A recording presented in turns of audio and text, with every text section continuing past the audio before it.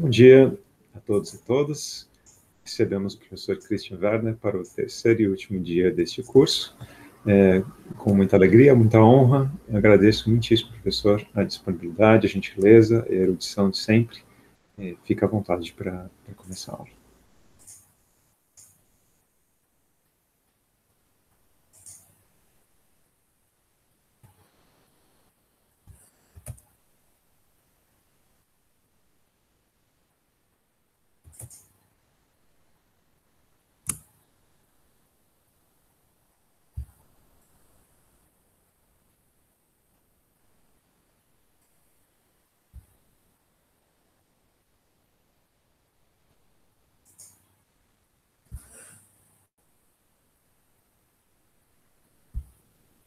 Obrigado, Léo. Desculpa o silêncio, eu estava aqui super concentrado para não errar. Eu não consigo fazer, eu tenho dificuldade de fazer duas coisas ao mesmo tempo, ainda mais se uma delas envolve um computador.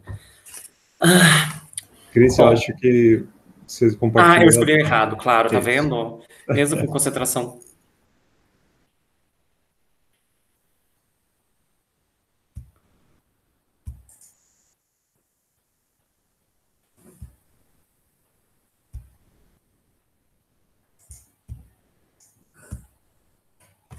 Pronto, agora acho que foi. Perfeito. Bom, hoje, então, na terceira aula, a última, de certa forma, a gente volta... a gente volta para a primeira, mas, na verdade, juntam várias questões que foram tratadas na primeira e da segunda, e porque a nova componente, a componente que eu vou destacar hoje, uma componente importante tanto na Ilíada quanto na Odisseia, é a componente política. Então, a forma como se discutiu, em parte, a poesia hexamétrica na primeira aula, sobretudo do ponto de vista do estilo homérico, e como se discutiu a enargeia, a forma como Homero faz o receptor visualizar as ações, parece, talvez, à primeira vista, não comportar necessariamente um viés político mais marcado nos poemas. Mas isso em grande parte é enganador, é o que eu vou propor para vocês, mas, mesmo assim, a questão sobre até que ponto ou como um receptor nesse tipo de poesia, é um tipo de poesia que a gente viu que é nitidamente diferente, ou pode ser nitidamente diferenciada da poesia hesiódica, pelo menos, na poesia hesiódica, não só Trabalhos de Dias, poderia se mostrar isso também no caso da Teogonia, na forma como são apresentados argumentos em cenas marcadamente políticas, ou então com consequências políticas, num cenário que, para Enargeia funcionar, para nossa imersão no poema funcionar, e precisa ser um cenário, ou tende a ser um cenário passional. Né? Então, como pesar argumentos, um cenário marcadamente passional. Se você pensa nos cantos da Ilíada, que na recepção do poema antiga e moderna aparece como cantos centrais do poema, além dos dois cantos que a gente viu na última aula, são basicamente esses aqui, 369, 1624, também o 22, e o 2, né, são geralmente, né, as cenas desses cantos são aquelas que tendem a vir à mente de alguém que pensa, né, o que acontece na Ilíada. Mesmo nos cantos 3, 6, 9, 16 e 24, no centro dos quais estão questões que a gente poderia, eventualmente, definir, usando para isso talvez uma polaridade anacrônica, aquela entre privado e público, entre pessoal e coletivo, mesmo nesses cantos onde se destacam questões, né, entre aspas, privadas ou pessoais, essas questões têm fortes consequências políticas. Em alguns dos cantos mais, em algumas ações um pouquinho mais, em outras um pouquinho menos. Mas é inequívoco que a Ilíada começa com uma cena, ou com duas cenas, que são marcadamente, centralmente políticas. Nessas duas cenas,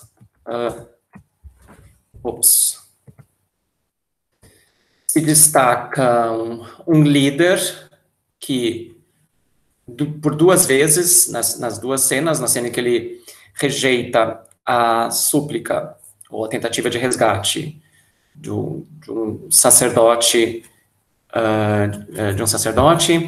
e na segunda cena, na sua briga sua disputa com Aquiles, um líder que nitidamente desconsidera o bem geral e a opinião da maioria. Da maioria não, né, da totalidade. Né, com exceção dele, todos os outros aqueus acharam por bem respeitar o sacerdote e aceitar o belo resgate. Como consequência disso, se tem a peste, e aí se tem uma nova cena política, né, uma assembleia, né, a cena política por excelência no universo, no mundo homérico. Quando, de novo, os erros de Agamemnon ficam patentes. Também faz parte dessa segunda cena Aquiles, né, Aquiles não se manifesta na primeira, mas a ação que dá início à segunda cena é justamente uma ação dele, e essa ação é política, muito embora marcada por um sentimento que é da ordem da piedade, aquela piedade que nós discutimos um pouquinho na última aula, e que é o sentimento central que marca a última grande cena, está no centro da última grande cena, que dá forma à última grande cena de Aquiles no poema, a cena dele com o rei ancião Príamo. Aquiles, então, é quem convoca a assembleia com piedade dos seus companheiros, por vê-los morrer e porque ninguém mais toma uma atitude. Isso, então, do lado aqueu. Do lado troiano é a mesma coisa. A primeiríssima cena troiana também é política.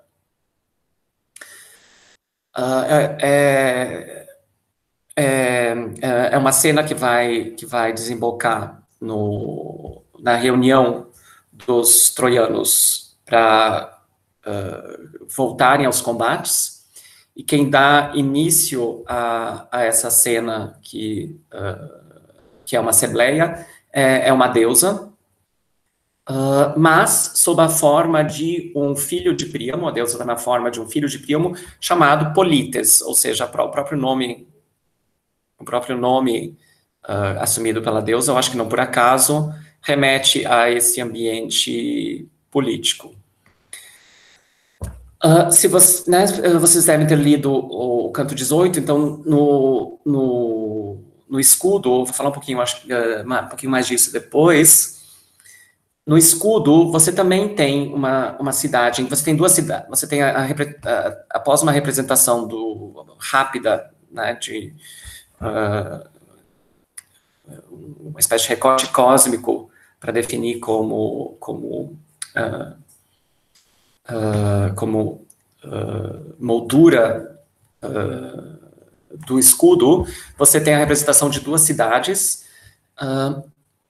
Na primeira cidade, você tem, de um lado, uma situação de harmonia, uma sucessão de festejos de casamento, de outro, um julgamento envolvendo um assassinato. Ou seja, você tem algo positivo e negativo numa mesma cidade. Na segunda cidade representada, você tem essa cidade sendo sitiada por um exército inimigo, e esse exército inimigo, acho que não por acaso, a primeiríssima visão que a gente tem do exército é também de uma assembleia, e uma assembleia cuja deliberação não fica clara, que está deliberando algo e está em impasse, algum tipo de impasse,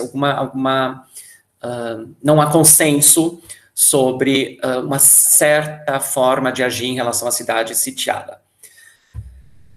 Bom, então, do lado grego, do lado troiano, você tem, no início da ação, momentos marcadamente políticos, o mesmo vale para o escudo, e outro elemento, né, que mostra a importância do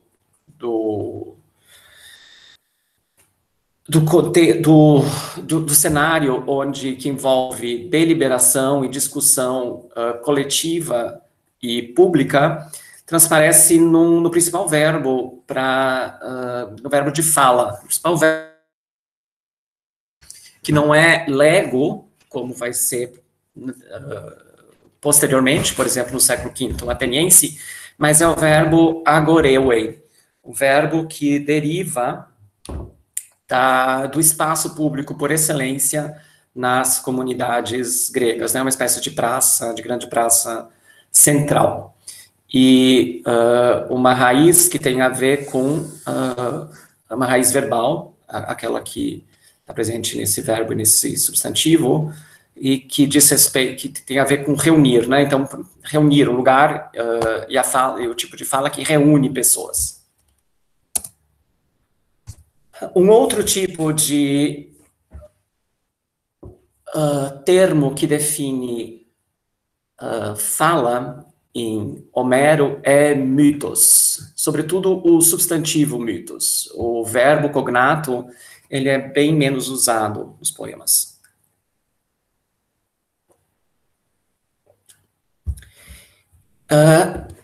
Mitos, então, a primeira coisa que tem que ficar clara é que mitos em Homero não tem quase nada a ver com o que a gente chama de mito, quer dizer, não tem nada a ver com o que a gente chama de mito, e tem muito pouco a ver, ou só indiretamente, ou só de forma derivada, pelo contrário, né, com aquilo que Aristóteles chama de mitos na poética, por exemplo, né, eu acho que a gente falou um pouquinho disso na primeira aula, um termo que geralmente é traduzido por enredo. Bom, a definição mais eficaz, mais precisa, eu acho, do termo é aquela segundo o qual se trata de um ato de fala, portanto, no sentido forte, pragmático mesmo do termo, que indica autoridade, cuja performance é longa e geralmente em público, focalizando uma atenção em cada detalhe, naquilo que esse autor e outros chamam de arte verbal, ou seja, um tipo de discurso que demonstra arte verbal por parte de quem o apresenta. O foco desse discurso não é no conteúdo da mensagem, mas na forma como ela é transmitida, ou seja, implica um contexto forte de performance. Ou seja,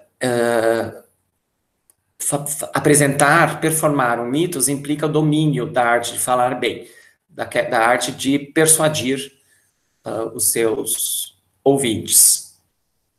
A primeira vez que esse termo é usado no poema é justamente para a resposta que Agamemnon dá a Crises.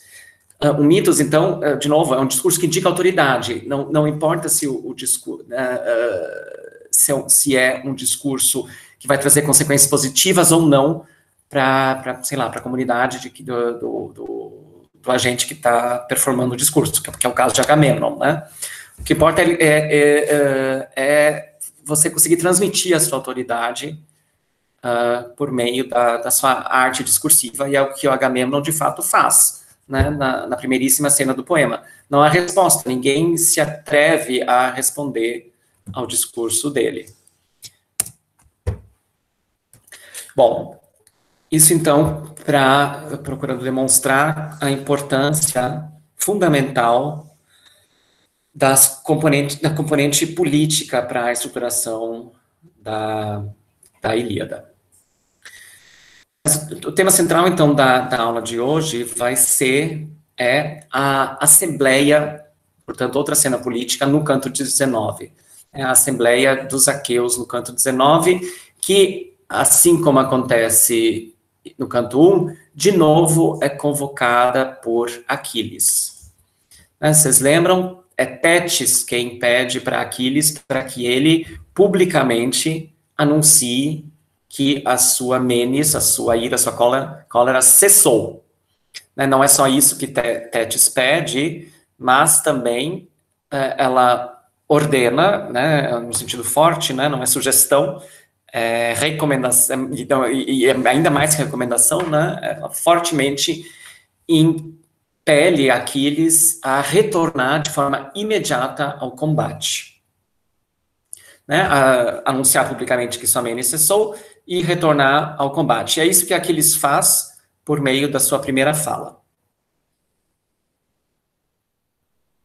A resposta a essa primeira fala é uma resposta bastante longa de Agamemnon, onde ele explica o que aconteceu com ele, por que ele agiu como agiu em relação a Aquiles no canto 1, e termina com ele oferecendo de novo os mesmos presentes que ele havia oferecido para Aquiles no canto 9, por meio de um grupo de 13 embaixadores, que lá no canto 9 são Odisseu, o ancião Fênix, que era uma espécie de preceptor de Aquiles, que tinha sido uma espécie de preceptor de Aquiles. Fênix ocupa no poema, como ancião, uma função que guarda vários paralelos com a função de Nestor, outro ancião. São os dois anciãos do lado aqueu. Do lado troiano, você tem apenas, ou sobretudo, apenas não, mas sobretudo Nestor, Príamo. Então, esses mesmos presentes são oferecidos agora diretamente por Agamemnon. Essa é uma diferença importante em relação ao canto 9. Lá, a oferta, em primeiro lugar, não foi no contexto de uma assembleia, foi no contexto político menor do Conselho de Notáveis. E essa é uma diferença. A outra diferença é que agora o próprio Agamemnon faz a oferta diretamente a Aquiles e não por meio de um representante.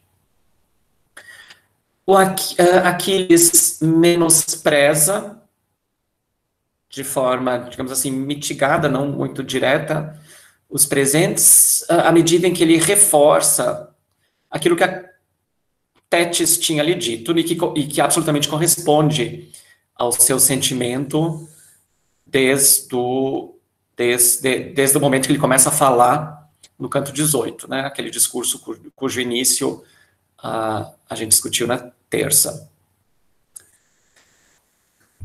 Ou seja, né, ele praticamente ignora os presentes. Daí não é Agamemnon que responde, mas é Odisseu que introduz, né, Odisseu é o primeiro a introduzir um novo assunto, um terceiro assunto na Assembleia, que, para que os aqueus comecem a combater, eles precisam primeiro se alimentar. Então, se quiserem um cenário mais ou menos realista, é cedo de manhã, ninguém ainda comeu, todo mundo foi chamado para a Assembleia, todo mundo correu para a Assembleia, né? É bastante vigor. A forma como essa Assembleia é convocada por Aquiles, né? Ela é bastante contundente no sentido, sobretudo, de Aquiles não querer deixar ninguém de fora. O narrador faz questão, né? De dizer absolutamente todo mundo foi. Mas, além desse motivo da necessidade primeira de uma refeição, Odisseu volta a falar sobre os banquetes, sobre os presentes. E aí não só sobre os presentes, mas também sobre uma outra cerimônia político-ritual, envolvendo os reis, envolvendo os notáveis, que é o banquete, ou seja, tudo isso deveria acontecer num contexto de um banquete oferecido por Agamemnon para Aquiles e os demais líderes. Ou seja, para o receptor isso sugere uma forma institucionalizada de reintegrar claramente Aquiles ao exército, ao grupo, né? Agamemnon, não é Aquiles que responde, mas Agamemnon, né, imediatamente concordando com tudo o que Odisseu propôs. Só aí Aquiles responde, e nitidamente dá para mostrar que os argumentos construídos por Aquiles, e sobretudo a forma como ele se expressa, é uma construção discursiva como resposta para Odisseu. Muito mais do que como resposta para Agamemnon. De novo, ele rejeita tudo, presentes e refeição, e diz, a gente vai ver em detalhe depois, que só lhe interessa o combate. E aí Odisseu faz um segundo discurso, os dois discursos, eu acho que eu não falei isso primeiro, né? Dois discursos extremamente bem elaborados, né? Discursos exemplares no que diz respeito à retórica, né? Retórica que, como técnica antiga, e não no seu sentido depreciativo ainda usado hoje em dia. Ele, de novo, aqui, nesse segundo discurso, ele diminui aquilo que ainda transparece no primeiro discurso, na minha opinião, que é ele seguir muito próximo, de forma muito próxima à agenda, aos objetivos de Agamemnon, e isso ele elimina quase que de todo do seu discurso, para compor, né, um discurso dividido claramente por um trecho onde ele reflete o que é ser humano, portanto, a necessidade para os humanos de se alimentarem, e uma segunda parte onde ele, então, exorta o exército a combater, no que ele repete, de certa forma, de forma concentrada, aquilo que ele já tinha feito numa outra assembleia aquéia, no canto 2, onde ele foi extremamente bem sucedido em exortar, em fazer com que os aqueus de novo tivessem vontade de combater. A assembleia, quer dizer, a esse discurso de Odisseu, Aquiles não oferece uma resposta, e na sequência, então, os presentes de Agamemnon são levados para o meio da Assembleia. Isso também é um movimento, é uma ação simbólica, política, e Aquiles continua não dando bola muito para os presentes, né? Ele recebe tudo isso de forma bastante burocrática, e finalmente Aquiles, então, conclui a Assembleia. Bom, esse, então, o esqueleto da Assembleia. Bom, na Assembleia, então, fica claríssima uma contraposição entre Aquiles e Odisseu. Uma contraposição que também é clara, mas talvez menos clara, no canto 9. No canto 9, quem oferece os presentes de Agamemnon a Aquiles, portanto, o embaixador que fala por primeiro na recepção que dá aos embaixadores Aquiles é Odisseu. É um discurso longo, é um discurso com todo o catálogo de presentes de Agamemnon. Também é um discurso excelente do ponto de vista da técnica retórica. Mas o que esse discurso gera a gente falou um pouquinho sobre a resposta de Aquiles a esse discurso. O que esse discurso gera, na verdade, é um discurso formidável da parte de Aquiles, né? É o grande discurso inclusive em tamanho, de Aquiles no poema.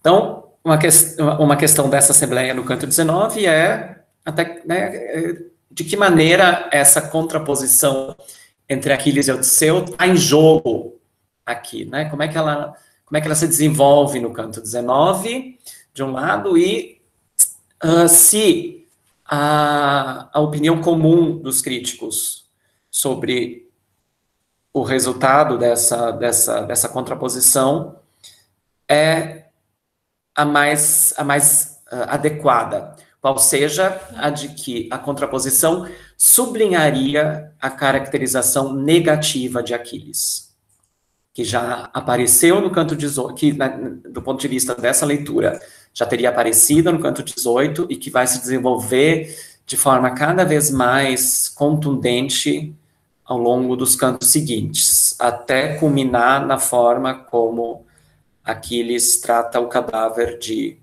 Heitor. Então, você teria, nesse viés, uma série de oposições, aquela entre humano e bestial, onde, né, bestial é aquilo que não é humano, e que, portanto, né, para baixo é bestial, para cima é divino. Entre discurso e força, entre a sua habilidade discursiva para garantir o sucesso de uma empreitada como a guerra dos aqueus contra Troia e o valor relativo da força para essa mesma empreitada. O uso da razão na forma como você lida com o problema, ou a emoção, que é o que, isso eu acho que não é para discutir, que é o que permeia, né, o que se destaca nas ações de Aquiles desde o momento em que ele foi informado da morte de Patroclo. Por fim, uma posição entre autocontrole, essa virtude que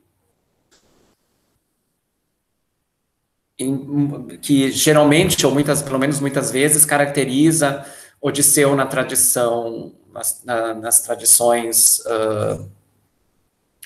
poéticas arcaicas, em contraposição ao excesso, ou, né, ao excesso, né, nessa chave aqui, costuma ser Aquiles costuma ser visto sobre essa chave, né, sobre esse viés, né, o do excessivo para cima e do excessivo para baixo. Uma outra contraposição que eu acho que poderia ser interessante aqui seria entre o masculino e o feminino, mas isso eu ainda não avancei. Só lembrando de novo a forma como a relação entre Aquiles e Patroclo talvez seja representada no poema, ou seja, como uma transgressão que aproximaria essa dupla de uma certa forma das relações conjugais serem representadas nos poemas, ou seja, não como hierárquicas, mas como relações de parceria. Isso de um lado. De outro lado, a forma como o próprio Aquiles se caracteriza ou é caracterizado ao longo do poema. Por exemplo, né, há símiles, há dois importantes símiles no poema que ele próprio, Aquiles, constrói, nos quais, em ambos, Aquiles é representado como uma figura materna. Bom, como eu já mencionei, nessa chave, Aquiles só se humaniza no final do poema. Como de praxe, em Homero, o narrador não comenta. E né, ele é completamente isento nessa cena inteira. E pior do que isso, né, ele também...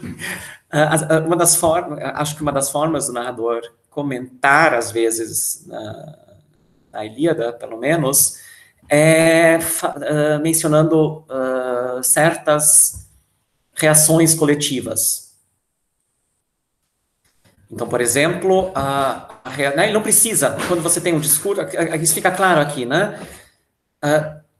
na Assembleia inteira existe uma única reação coletiva informada pelo narrador. Um parênteses, né? Apologia de Sócrates, eu acho que tanto do Platão quanto do Xenofonte, né? Se vocês lembrarem, volta e meia o narrador, ou seja, o próprio Sócrates, menciona quer dizer, não é o narrador propriamente dito, né, mas aquele que fala menciona a reação do público, né, e é sempre uma mesma reação, aquela de ele ser apupado, né, uma reação coletiva de desagrado.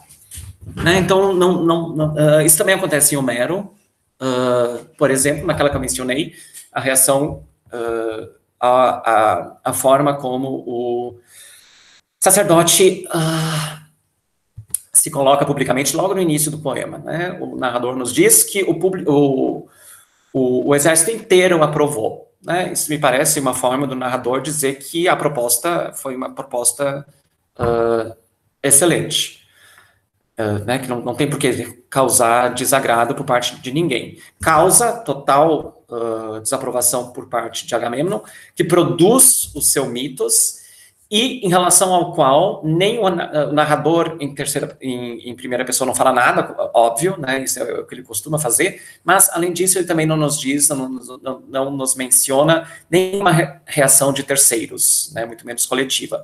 Então, isso pode acontecer, nada impediria que isso não acontecesse em alguns momentos, no canto 19. E acontece uma única vez, que é uma reação também passional, é um sentimento coletivo, o sentimento de alegria por parte do exército, quando Aquiles diz que botou as Armênias de lado. Essa é a única, não se vai mais ouvir nenhuma reação, nem coletiva, nem individual, que não sejam os próprios discursos de um comandante em resposta ao outro. Alguns paralelos, acho que alguns eu já mencionei, são importantes para contextualizar essa assembleia no poema como um todo. No canto 1, a caracterização indireta de Agamemnon, ou seja, a caracterização dele por meio dos seus discursos, ela é negativa, eu acho que em relação a isso há consenso. Até porque o próprio Agamemnon já vai dizer no canto 2 que ele não agiu bem. Isso ele repete no 9.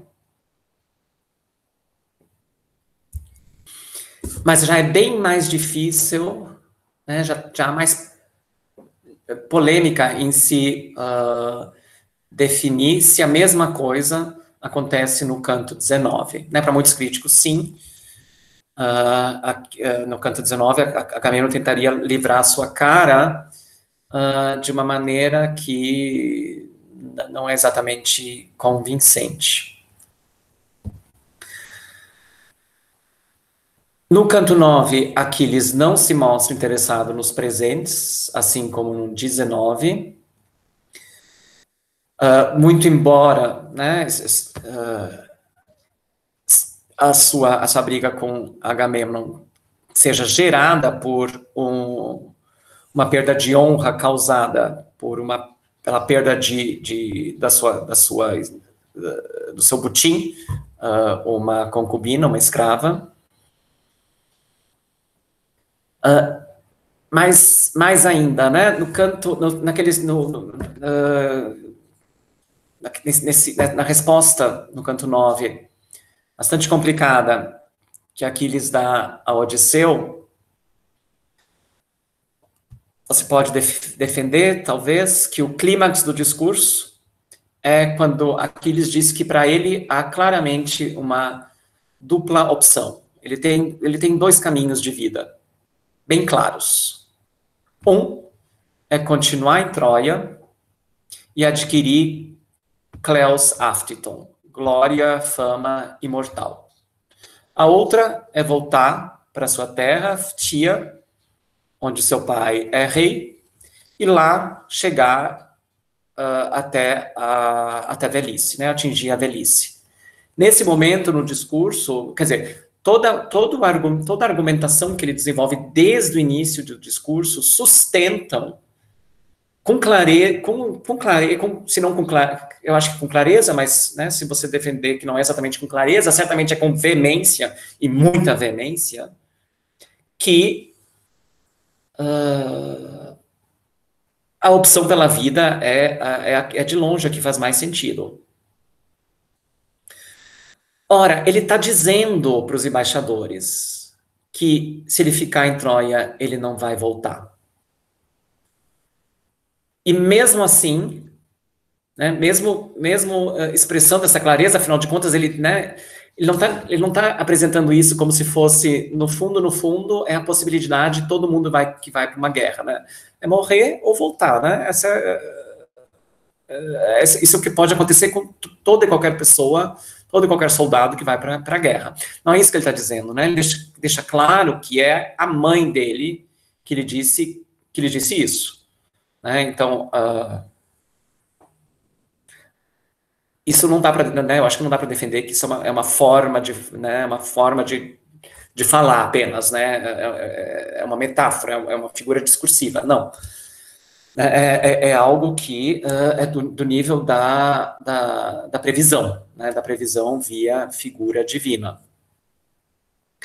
Mesmo com tudo isso, em seu discurso seguinte, no discurso seguinte, que é construído por Fênix, também um discurso longuíssimo, de novo, esse discurso, assim como no discurso de Odisseu, Fênix destaca o valor dos presentes, de se aceitar presentes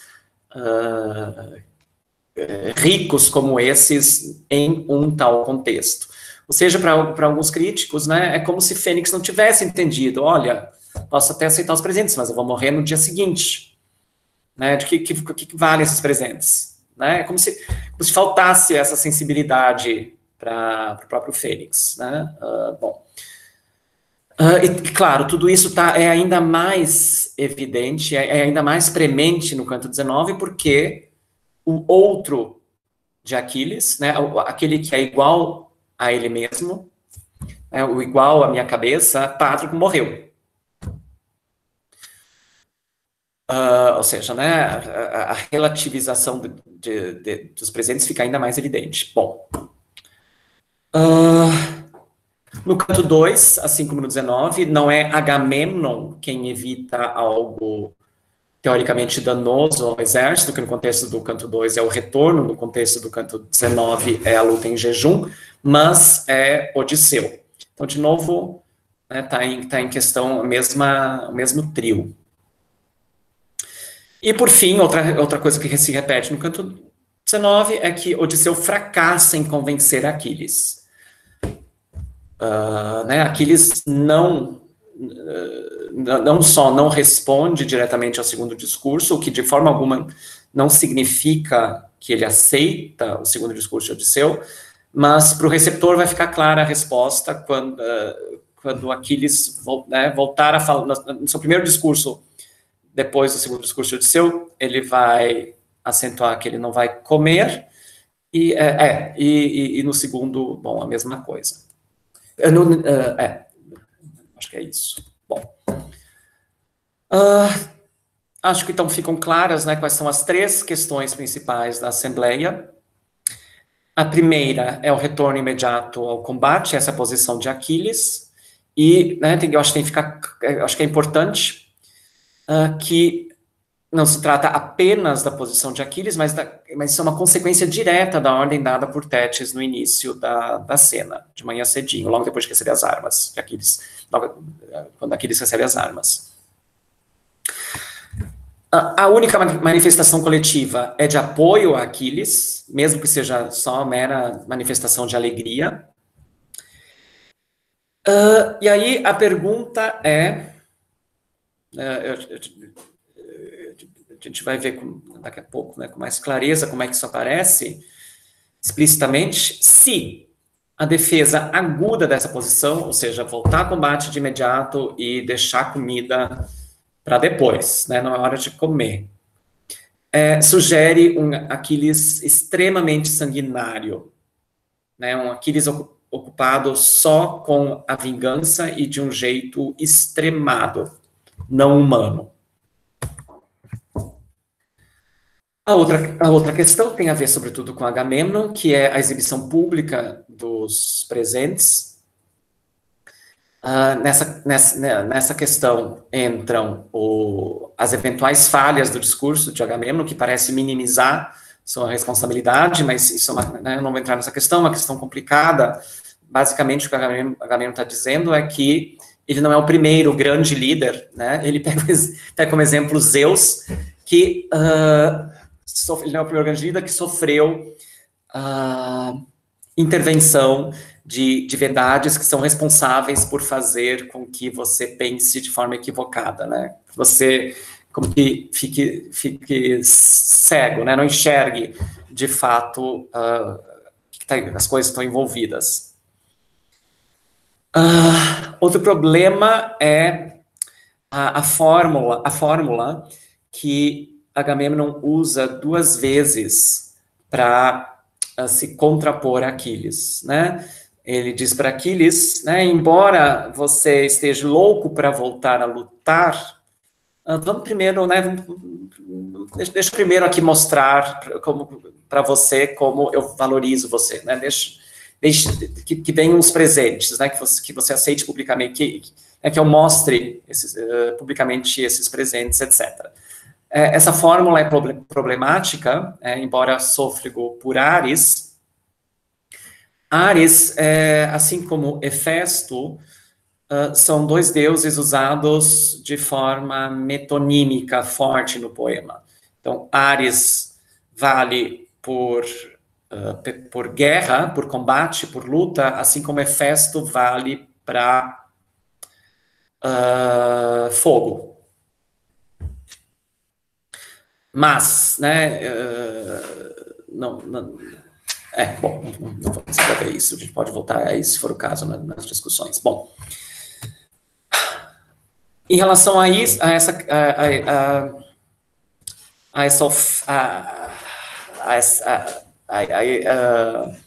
esse ponto de Agamemnon, a gente tem que se perguntar se os presentes ainda, qual é o sentido que os presentes ainda fazem, né? Já que está claríssima para o receptor e para o próprio Aquiles a sua morte imediata, né? A sua morte que não só é representada metaforicamente no canto 18, mas que os discursos e a tradição dizem que vai acontecer logo depois da morte de Heitor. Eu também não vou entrar nessa questão, sim. Eu também não vou entrar nessa questão, mas... Alguma pergunta? É que tem o microfone aberto, eu achei que alguém quisesse fazer uma pergunta, não?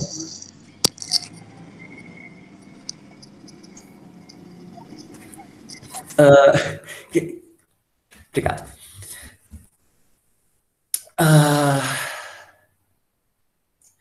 Tem uma passagenzinha, né, que eu ainda não pensei de forma suficiente, no canto 16, onde Aquiles dá, aparentemente, importância aos presentes. Mas também lá tem um certo contexto, né, que eu acho que não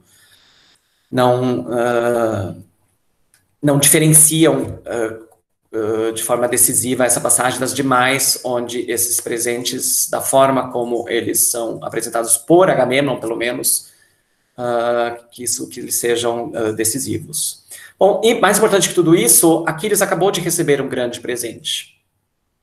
Né? A parte, né, que não deu para discutir na aula de terça, que é o escudo de Hefesto, né, que no limite você pode pensar como uma espécie de metonímia ou de primeira interpretação, entre aspas, alegórica da Ilíada, que é o escudo de Hefesto.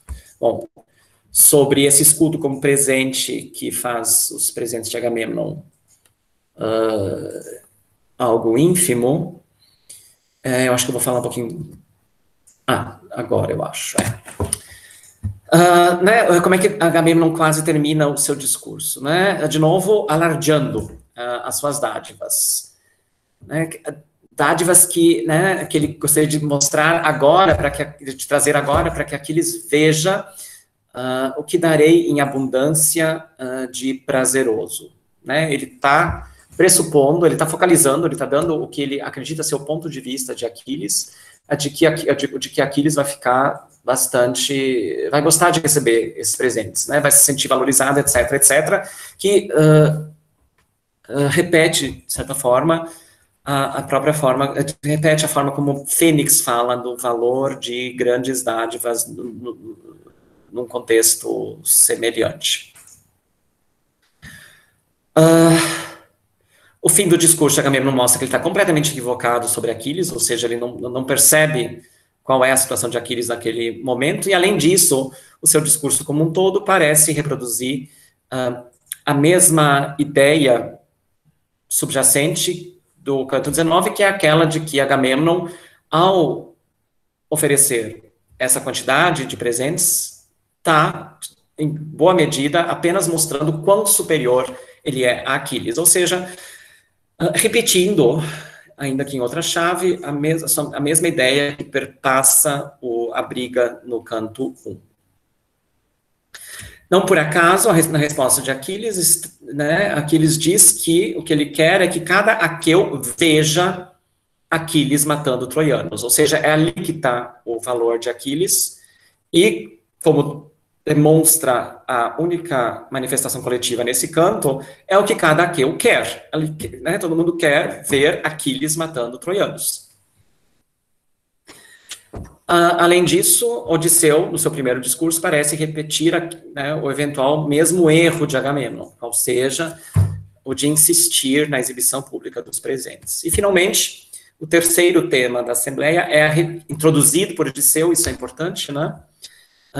Curioso, né? Interessante que Odisseu menciona a refeição como se fosse algo que já estivesse presente no discurso imediatamente anterior, qual seja o discurso de Aquiles, quando, na verdade, quem introduz de chofre o tema da refeição é Odisseu.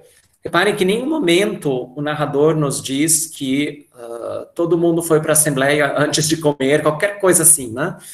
Não há nenhuma menção por parte do narrador de que a Assembleia estava acontecendo num momento equivocado, por exemplo. E existe uma passagem na Odisseia onde a Assembleia ocorre no momento equivocado, no fim do dia, depois da happy hour, ou seja, né, quando todo mundo já estava meio bêbado, aconteceu uma Assembleia, e o que acontece na Assembleia, já todo mundo meio bêbado, né, erros fatais. Bom, nada parecido aqui, né? O narrador não fala de horário do dia, não fala de necessidade de refeição, nada. Esse tema da necessidade de refeição antes dos combates surge por única e exclusiva decisão de Odisseu. Bom, como eu falei, né, os discursos de Odisseu aqui, no 19, são excelentes, assim como foram excelentes os seus discursos nos cantos 2 e 9, mas, diferente, sobretudo, do canto 2, e talvez repetindo o que acontece no canto 9, Odisseu não leva em conta, e de certa forma, né, poderia se defender que não tem como ele levar em conta, porque ele não conhece tudo que está em jogo, o contexto mais amplo da Assembleia, qual seja aquilo que o receptor conhece, por saber como é que foi a cena entre Tétis e Aquiles, por saber o valor e o que é o escudo, e também pela forma como, imediatamente depois dessa cena, vai se desenvolver a relação dos deuses com Aquiles. Então, o que eu estou propondo é que, por mais excelentes que sejam os discursos, por mais que eles deixem entrever um orador preocupado com a coletividade de uma forma como Aquiles não está, o que o contexto talvez sugira é que, os discursos bom, não sei. A gente vamos primeiro falar deles para depois tentar qualificá-los de alguma maneira, e sobretudo depois do intervalo, na discussão. Bom, qual o contexto, então, do primeiro discurso?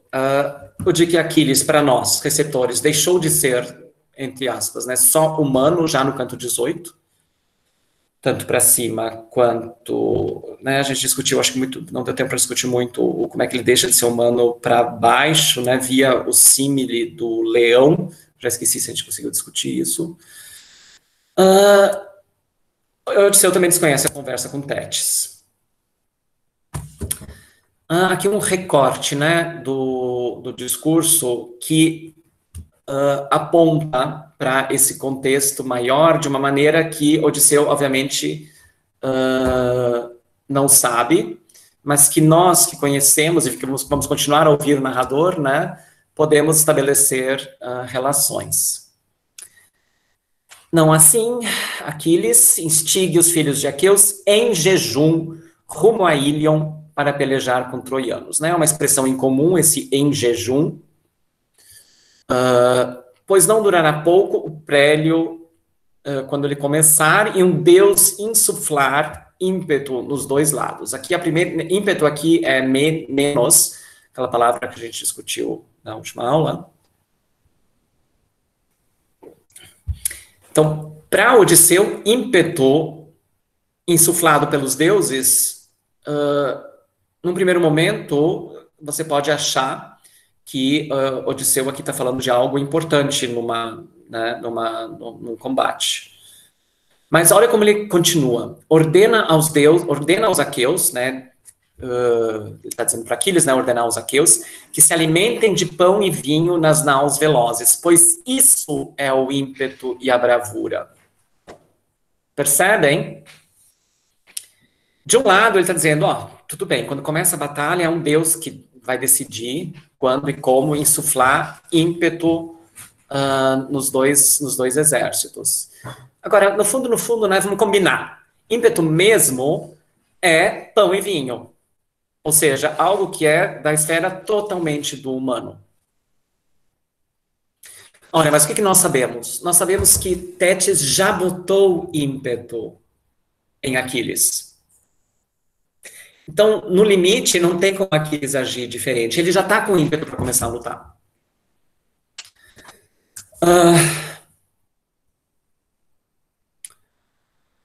O discurso continua. O varão que, saciado de vinho e comida, peleja com varões inimigos o dia inteiro, tem um coração audaz no íntimo. E seus membros, etc. Aqui ele faz uma contraposição excelente, médica mesmo, né? Fisiologicamente, uma contra, né? Você percebe, ele mostra, né? Ele mostra o corpo do homem, do combatente não alimentado, como ele vai aos poucos ao longo do dia, né, paulatinamente descambando, né? Ao contrário do varão que se alimenta antes. Então, o coração audaz no íntimo e seus membros, eles dependem dessa alimentação. Então, isso é uma primeira parte do discurso, composto, sobretudo, de oposições. E uma segunda parte do discurso, também muito bem feita. Ele, ao invés dele se dirigir a Aquiles e dizer o que Aquiles deve fazer e o que Agamemnon deve fazer, ele focaliza as ações de Agamemnon, a principal das quais a exibição dos presentes, por meio de Aquiles. Que ele, Agamemnon, te jure em juramento. Ele não diz, né, Agamemnon, jure em juramento a Aquiles, né?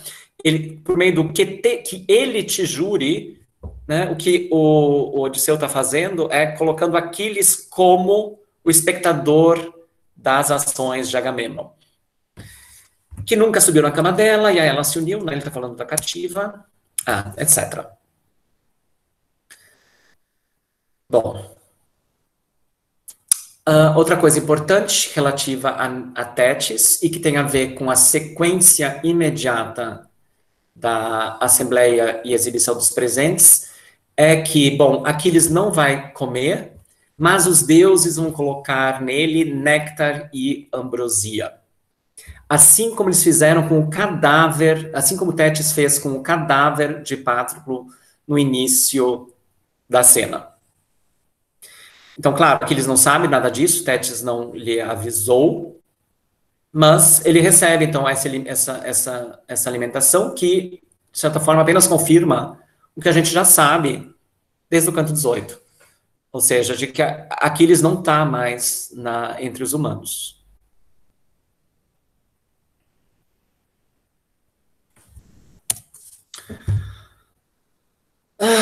Bom, por que Odisseu insiste pela refeição? De um lado, ele é completamente verossímil que se trata de uma razão prática, né? Ele nos convence disso. A outra razão é indireta e ela não é explícita, né? Ela é simbólica, além disso, né? O banquete em Aquiles não só aceitando os presentes, mas participando de um banquete, isso seria um sinal inequívoco de que ele se reintegra ao exército. Mas, como eu acho que eu já falei, isso não vai acontecer. Há alguns críticos que defendem que isso acontece no canto 23. A última grande discussão importante do canto 23, feita pelo Adrian Kelly, que está preparando justamente um comentário sobre o canto 23 para Cambridge. Ele defende que, ao contrário do que pensa a maioria dos intérpretes, nem mesmo no canto 23 Aquiles se reintegra ao exército, né? O canto 23, o canto 23 é o dos jogos fúnebres em homenagem a Patroclo. Os jogos dirigidos por Aquiles, né? Aquiles define esses jogos. Então, o que o Kelly defendeu é de que, sim, o canto 23 retoma alguns aspectos de cantos anteriores, sobretudo do canto 2 e do canto 1, mas não de uma forma que mostre uma reaproximação entre Aquiles e os demais aqueus, em especial Agamemnon. Bom,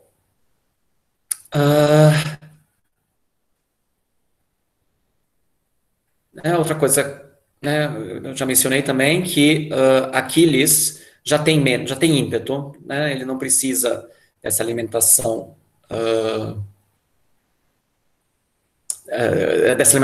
alimentação proposta para Odisseu. Mas, em que pese tudo isso, né, lembrem-se, né, de algumas passagens que a gente viu na aula 1, né, onde na recepção da Ilíada e eventualmente da tradição épica heróica, justamente aparece a representação do coletivo.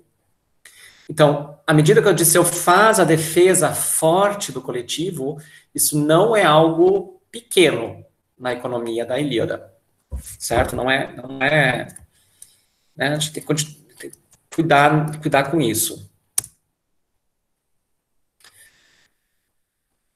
O problema é quem raciocina por meio dos argumentos de Odisseu.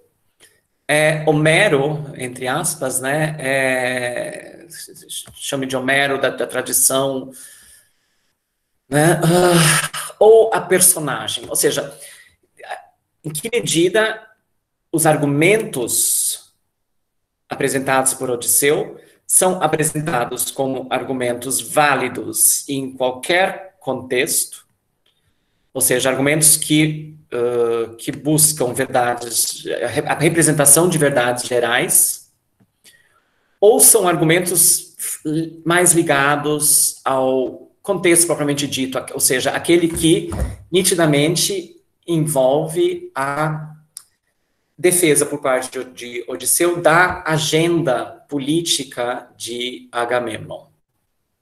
Ou se essa questão é ambígua, né?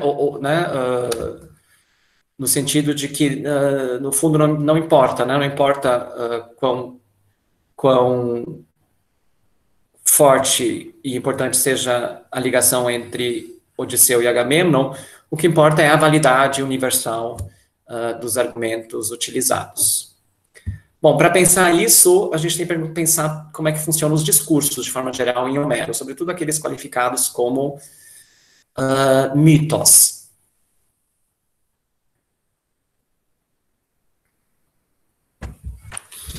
Um aspecto a gente já mencionou na terça-feira, de que os discursos, né, a utilização do discurso direto em Homero, que possivelmente seja uma característica da Ilíada e da Odisseia, que a distinguiria da tradição épica heróica como um todo, ou seja, seria algo excepcional nos poemas, essa larga utilização do discurso direto. Mas isso permanece hipotético, não tem como demonstrar isso, mas acho que os argumentos em defesa disso não devem ser menosprezados. O discurso direto é aquele em que você melhor consegue fazer com que a ação ocorra em tempo real. Né? É por meio dos discursos diretos que a gente tem quase a impressão de estar vendo uma peça de teatro, né? Já que a intervenção do narrador muitas vezes é mínima, né? Em particular no canto 19, né, onde, né, enfatizo de novo, né, o narrador não nos fala nada sobre reações, ele passa por meio de um verso de um orador para o orador seguinte. Por outro lado, é justamente o uso do discurso direto que produz um viés da crítica platônica à poesia na República. Por quê? Porque não é Homero quem fala, mas são os personagens. Se são os personagens que falam e não Homero, quando saber que aquilo que a personagem fala, se é algo que Homero, essa criatura idealmente sábia, divina, endossa. Né? Afinal de contas, Homero não endossa, né? A gente pode pressupor que Homero não endossa tudo o que Tercítes diz, por exemplo. Mas e quanto a Agamemnon? Ou então quanto a Aquiles? Né? Quando é que Homero está endossando ou não está endossando o que a personagem faz? Né? Portanto, inequivocamente, a poesia é ambígua. Até que ponto Platão reflete a posição do receptor antigo? Então, por exemplo, né, numa elegia do final do período arcaico, num fragmento que chegou até nós, no meio do poema aparece um verso de Homero que é introduzido pelo seguinte verso: uma coisa belíssima disse o homem de Quios. O homem de Quios, da ilha cicládica Quios, é Homero. E aí vem o verso que pode subentender a persona poética desse poema está dizendo que era belíssimo. Como a geração de folhas é também a de varões. Ora, está dizendo que é Homero que disse isso, mas quem disse isso, num certo sentido, é um personagem de Homero. É a personagem Glauco no canto 6 da Ilíada. Bom,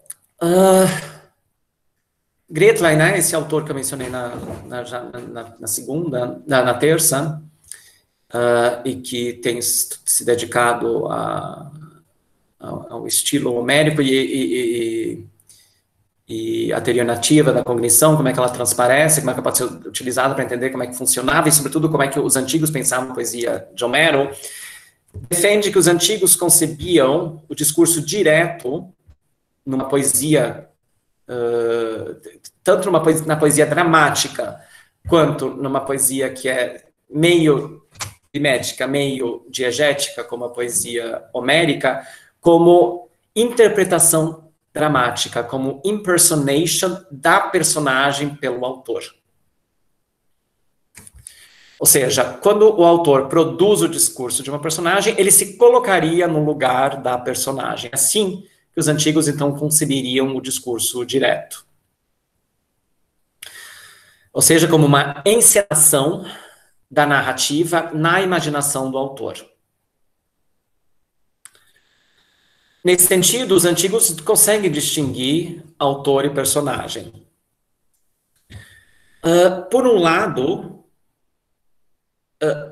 receptores esperavam instrução moral por parte do autor. Que a poesia tem uma finalidade, ou que a poesia tem, pelo menos entre as suas finalidades, ou talvez como finalidade principal, mas certa instrução moral, isso é claro para os antigos. Nesse sentido, então, tudo o que pode ser concebido como uma instrução moral de um poema não precisa ser concebido como algo que é dito por uma personagem, no caso de uma poesia mimética ou semi-mimética, mas pelo autor. O que não elimina a concepção de que o autor, quando faz uma personagem falar, que ele se desloca mentalmente para a posição ocupada por aquela personagem.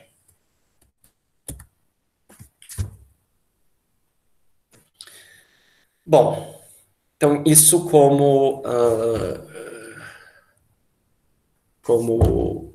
moldura mais geral para se pensar a recepção da poesia homérica como uma poesia que também contempla instrução moral, ou seja, que também é útil de alguma forma para os seus receptores.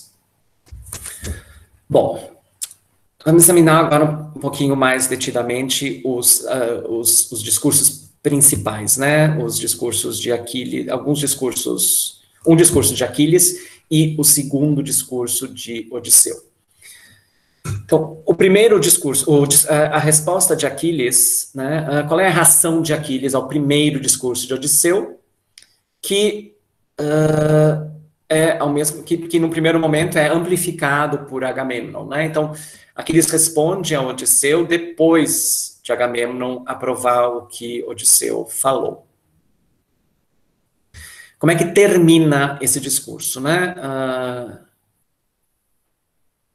E o fato dele terminar assim, né? O fato de que o último verso seja esse aqui, o segundo que eu estou, né? E sim de matança, sangue, do aflitivo gemido dos varões. Disso, comida e bebida, não me ocuparei no juízo, mas do sangue do inimigo.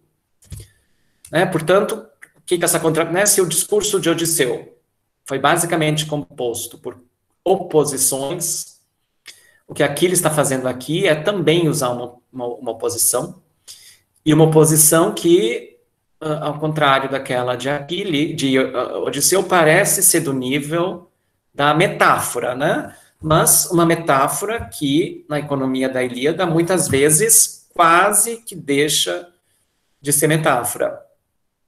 Embora nunca chegue lá, né? Um guerreiro comer de forma canibal uma parte do corpo do seu inimigo, isso nunca acontece. Mas acontece mais de uma vez, inclusive por parte dos deuses, no nível da fantasia. E a gente também sabe que era algo que não estava ausente de outras formas de se contar a poesia, as histórias, as histórias do ciclo heróico. Né, existe uma história famosa da guerra contra Tebas, a primeira expedição contra Tebas, aquela anterior, aquela que sucede à morte de Édipo, no qual um dos guerreiros onde há cenas de fato de canibalismo. Bom, para muitos críticos, essa manifestação aqui de Aquiles, que de novo, né, nunca se manifesta, nunca deixa o caráter metafórico ou da fantasia, aproxima Aquiles de um guerreiro da mitologia nórdica, o Berserk, eu não sei como é que se pronuncia. Essas figuras da mitologia nórdica, que até certo ponto são, né, são cognatas em termos da diacronia indo-europeia, da mitologia grega, são guerreiros que combatem enfurecidos, ou seja, em transe. Mas isso numa outra grade religiosa, pelo menos outra no sentido daquela que a gente consegue reconstruir da poesia, da mitologia grega, ou seja, uma na qual certos animais são cultuados, ligados, então, a essas figuras. Então, de um lado isso, de outro lado, o lado emocional, que a gente já mencionou na terça, de que para Aquiles não há como comer com Patroclo sem funeral, ou seja, luto, no seu caso, extremo. Isso agora, isso vai ser na sequência, né?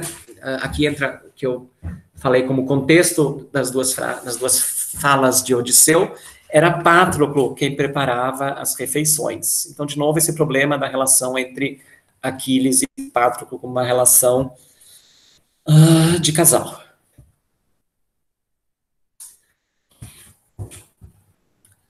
Outro ponto que eu acho que relativiza, no mínimo contextualiza, mas talvez relativize a formulação de Aquiles, é que Agamemnon, no primeiro canto, utilizou justamente esse ethos guerreiro de Aquiles, né, esse ethos extremo de Aquiles, para criticar Aquiles. E justo quando ele deixou o combate. O fato de Aquiles gostar tanto de guerrear, para Agamemnon foi motivo de crítica, né? E é nesse sentido que também tem que se entender a forma como o Agamemnon usa a fórmula, embora sôfrego por Ares. Ou seja, como uma certa contraposição, como um elemento que faz parte de uma certa contraposição entre ele, Agamemnon, líder, etc., e Aquiles, guerreiro implacável. O que também tem que se cuidar com isso, porque Agamemnon também é um guerreiro implacável. Isso tanto no canto 4, quando ele se contrapõe a Menelau, a única personagem que durante o combate manifesta piedade por um inimigo, e a forma como Agamemnon se comporta no início do canto 11, né, o início do grande dia de combate, que vai terminar com a morte de Patroclo. Agamemnon se mostra um excelente guerreiro e implacável, né? Ninguém escapa dele até ele ser ferido. Bom, outra contextualização necessária para essa formulação de Agamemnon, de Aquiles, é que ela está explicitando o que é justamente a essência da guerra, ou seja, uma forma metafórica de se referir à guerra, como uma situação horrível, produtora de sofrimento, que ninguém escolheria por livre e espontânea vontade, mas que, uma vez participando dela, o que nela acontece é que você alimenta Ares, né? Você alimenta Ares, ou Ares se alimenta dos guerreiros. De novo, metaforicamente. Uma forma de expressar essa concepção da guerra é por meio dos vários símiles, né, de Leão para guerreiros. O tema mais recorrente de símiles na Ilíada. E, por fim, um tema mais complicado, que é o tema da vingança excessiva. Em que momento uma vingança, como aquela que Aquiles passa a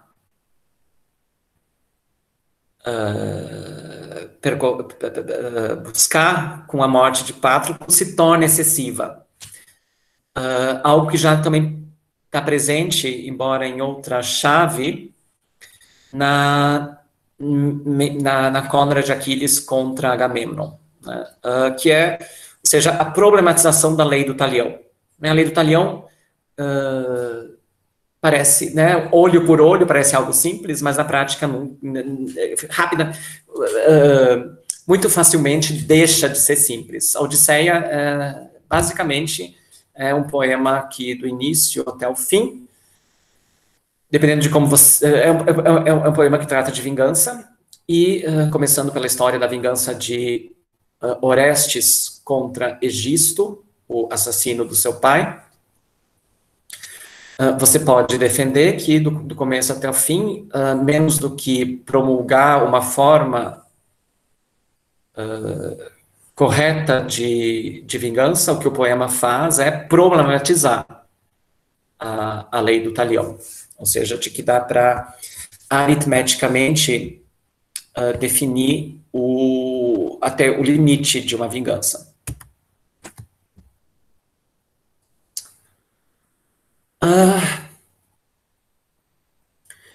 Bom, uma outra coisa que eu queria propor é que os discursos de Odisseu manifestam uma certa chave elegíaca, ou seja, um outro tipo de discurso poético, sobretudo no seu segundo discurso. Bom,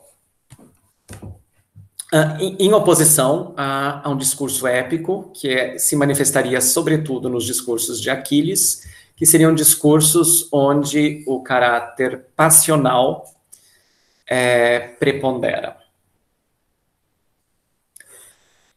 Então, estou pegando alguns ganchos que talvez apontem para essa contraposição. Bom, primeiro a questão do jejuar.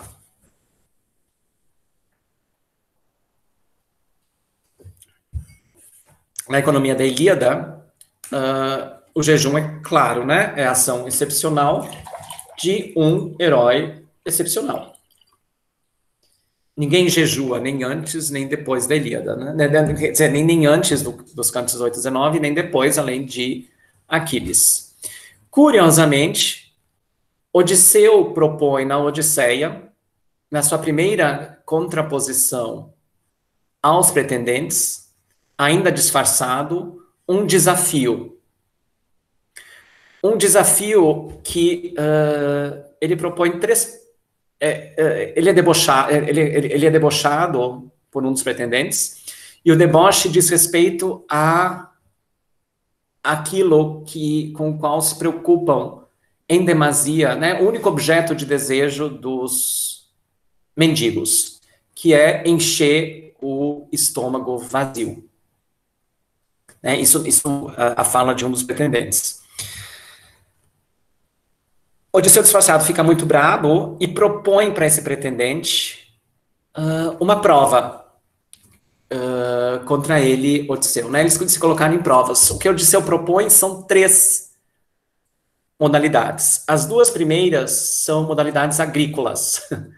A terceira é um combate guerreiro, ou seja, cada um vestido com a sua panóplia, com seu conjunto de armas. Claro que isso, nesse momento do poema, isso fica no nível do desafio, né? E como tal também é um mitos.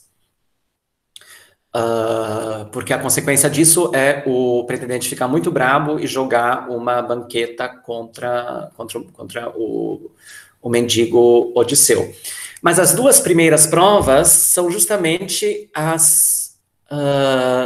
são 2 das atividades agrícolas que são representadas no escudo de Aquiles, e uma delas a uma delas se faz referência, né, Odisseu faz referência no seu símile que ele utiliza no início do seu segundo discurso na Assembleia, que é a colheita.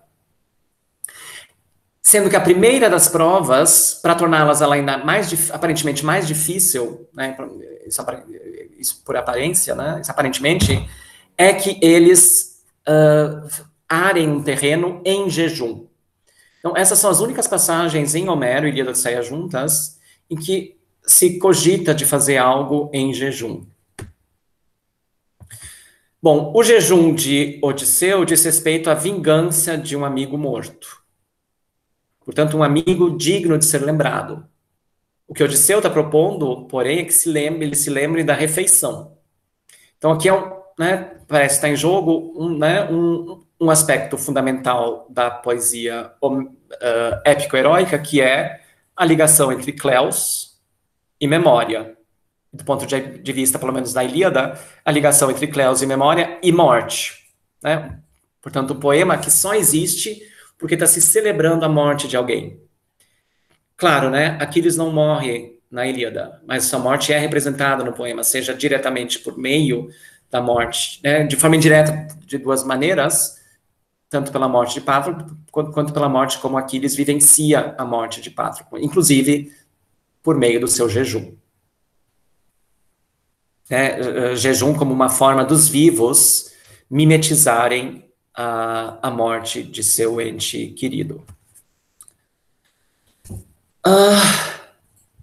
Bom, o clímax da Ilíada é a Aristeia de Aquiles, que inicia na sequência, algo que se desenvolve até o pôr do sol. Né? Até o pôr do sol, até o fim do dia, essa marca temporal que perpassa tanto um discurso de Odisseu quanto o próprio discurso de Aquiles. Sendo que desses humanos dos quais fala Odisseu não vai se falar mais na Ilíada. Né? Não se descreve nenhum combate propriamente dito envolvendo alguém que não seja Aquiles do lado dos aqueus. Os aqueus são pouco mais do que espectadores, serão pouco mais do que espectadores das ações de Aquiles até o fim dos combates.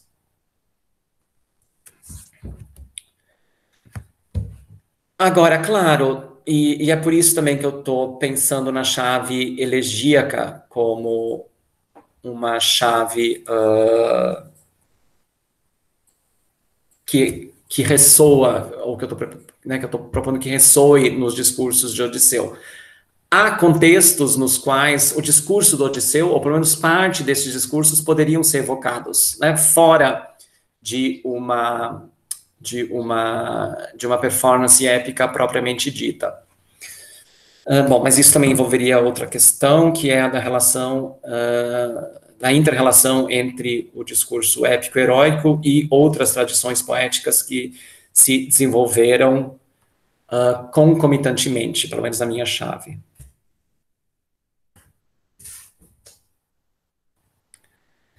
Então, Aquiles, ainda que não explicitamente, se contrapõe enfaticamente contra Odisseu, ou seja, isso reproduz o que acontece em 9, a diferença é que, por mais vigorosa que seja a resposta de Aquiles ao primeiro discurso de Odisseu, ainda que curta, Odisseu, ao contrário do que fez no canto 9, aqui ele responde. Isso não parece ser menosprezível. Aquiles utiliza duas expressões bastante raras na Ilíada e na Odisseia, uma delas eu acabei de mencionar, duas expressões que ambas Odisseu utiliza no início de 2 versos, ou seja, dando destaque para essas duas expressões. Aquiles retoma as duas, nitidamente, portanto, citando Odisseu, e as utiliza para iniciar. É isso, né? Ele junta as duas, também no início de um verso.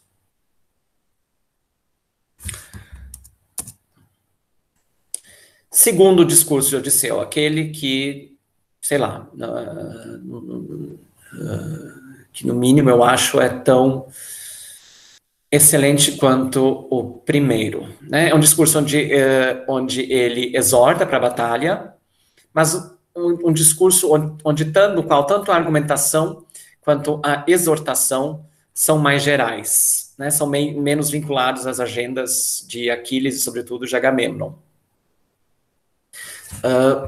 Basta, né, dá para contrapor isso, por exemplo, ao discurso de Nestor, no canto 1. Nestor, em seus discursos, como ancião, eles todos têm como uma parte importante uma narrativa do passado, uma façanha heróica da qual Nestor participou, né, via de regra, na qual Nestor foi protagonista no passado, uma façanha que tem a função de embasar a autoridade de Nestor no presente. Esse tipo de uso do passado, ou, portanto, da memória, Odisseu não costuma fazer. Outra diferença em relação ao discurso de Nestor, no canto 1, é que Nestor explicitamente tenta contrapor de uma maneira diplomática e o mais neutra possível Aquiles e Agamemnon. Outra coisa que, de fato, Odisseu não faz no seu segundo discurso. Odisseu, de fato, busca, né, uma posição que o separe, né, de interesses particulares.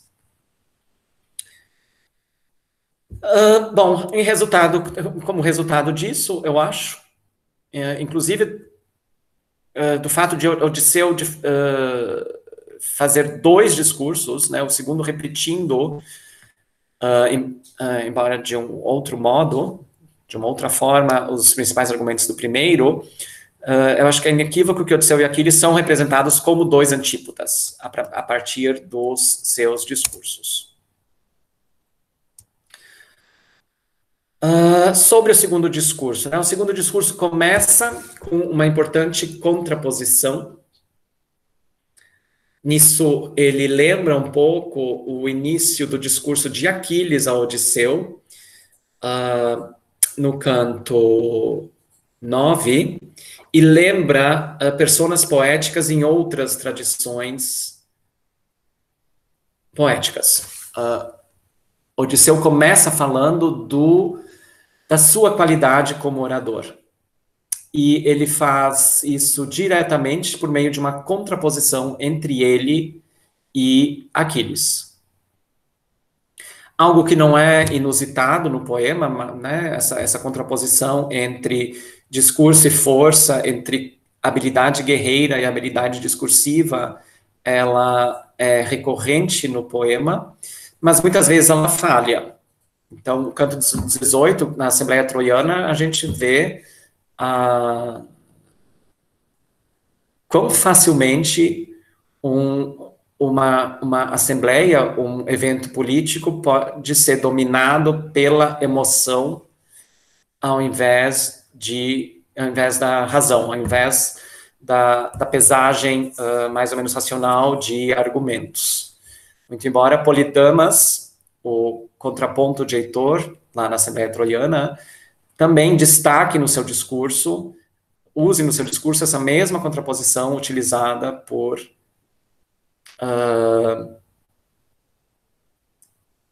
Odisseu. E, curiosamente, essa mesma contraposição foi feita por Aquiles no canto 18, na sua conversa com a mãe. Ele mesmo tem consciência disso, de que ele não é tão bom assim na Assembleia em formular discursos quanto ele é em guerrear. No contexto do canto 18, ele parece estar aludindo a uma situação tal como aquela que se manifesta no canto 1, né, onde, né, no canto 1 é fácil você perceber que o resultado daquela assembleia poderia ser completamente diferente. E não só por causa de Agamemnon, mas também pela forma veemente, como rapidamente Aquiles se apresenta, né, se coloca em relação a Agamemnon. E aí vem um símile. Personagens em Homero, no discurso, né? No discurso de Odisseu. Depois, Odisseu se apresenta, apresenta o seu valor, representa o seu valor, reafirma o seu valor como conselheiro, como herói de uma certa idade, que tem experiência, né, isso é o pressuposto, isso é o sentido conotativo, o sentido tradicional dessa contraposição, de que é melhor nos discursos e, portanto, tem uma capacidade mais aguçada de poder aconselhar os seus companheiros em situações de estresse, aquele que tem mais experiência. Bom, a segunda parte do discurso é um símile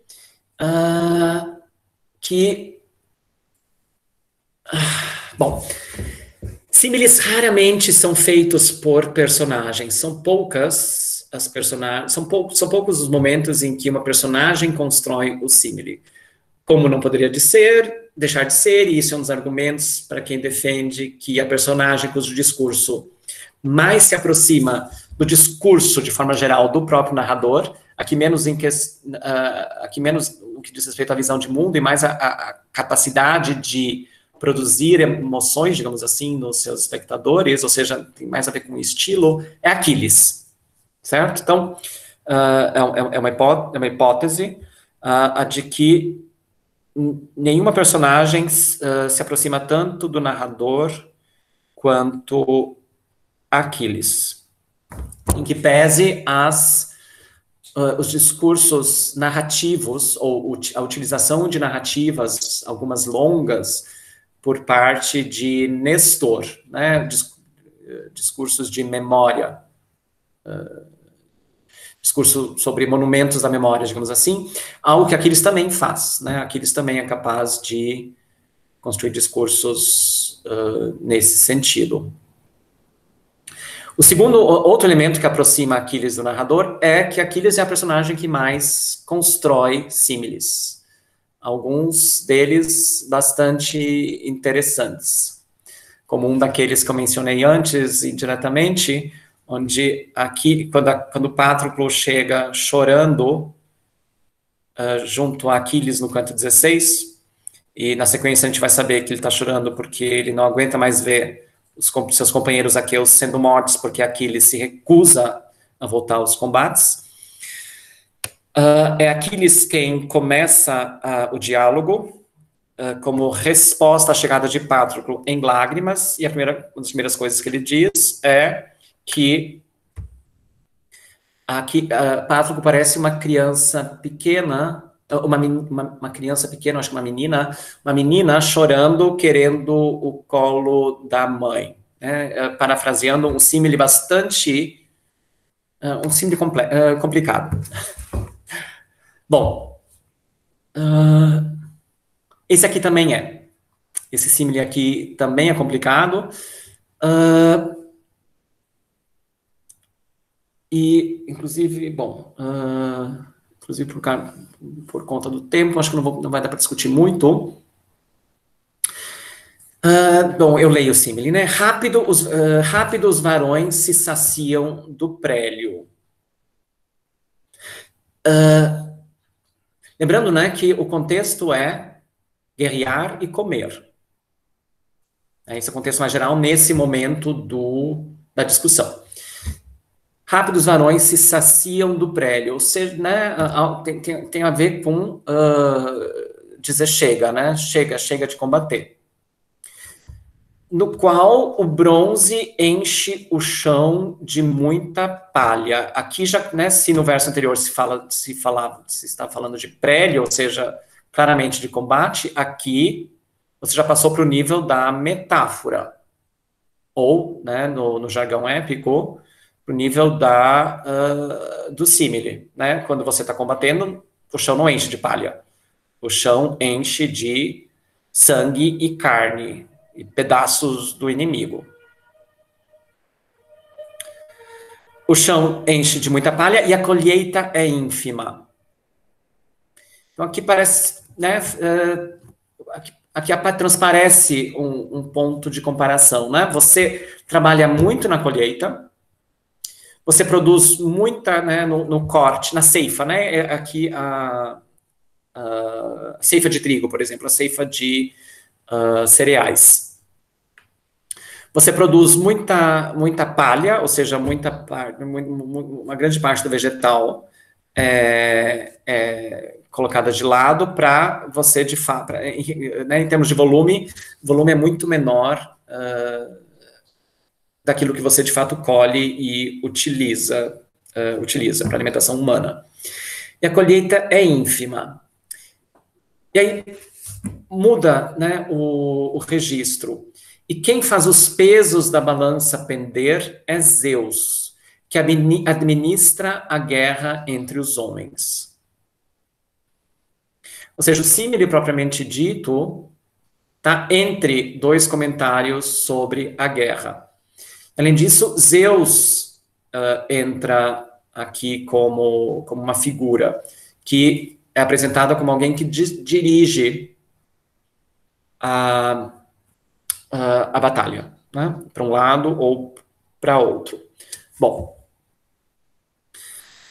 uma das maneiras de entender símiles em Homero é que a imagem criada pelo símile é tradicional. Ou seja, ou melhor, a imagem gerada por um símile é tradicional. Portanto, idealmente, o receptor conhece essa imagem. Já viu essa imagem em outras apresentações de poesia épica das quais ele participou. Ora, se ele conhece essa imagem, o narrador, o Aedo, pode escolher quanto ele vai querer desenvolver a imagem.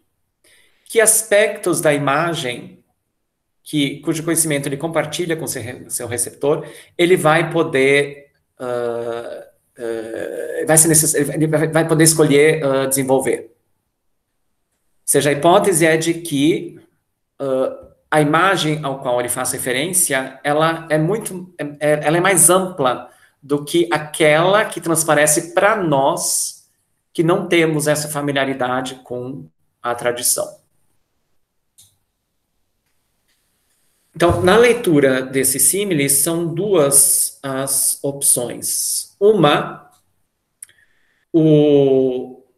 a comparação é geral entre um combate e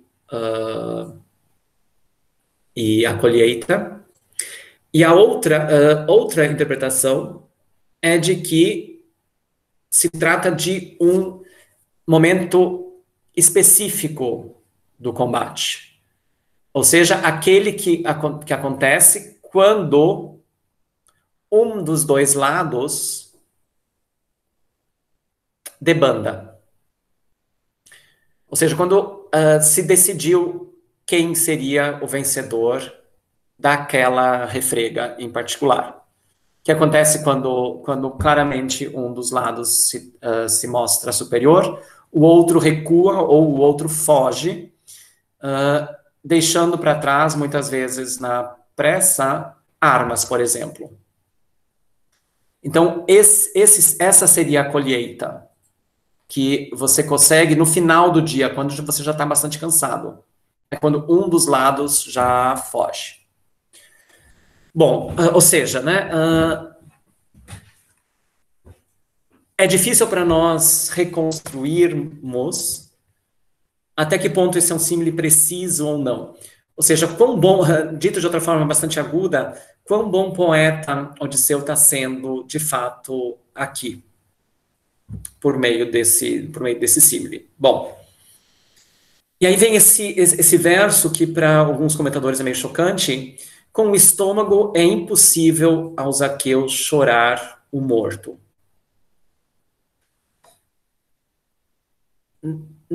Não parece ser algo muito diplomático para você dizer para alguém como Aquiles em relação a Pátroclo. Né? O primeiro discurso de Odisseu também centrou nisso, né? No peso excessivo que Aquiles está dando ao luto. Bom,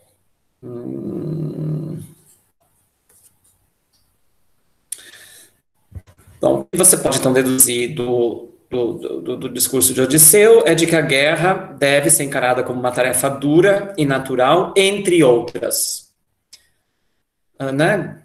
Guerra, agricultura não são tarefas fáceis, são tarefas que demandam muita energia, mas que são necessárias, né? Não são tarefas que você escolhe para o seu cotidiano, né? São tarefas nas quais você se vê envolvido por necessidade.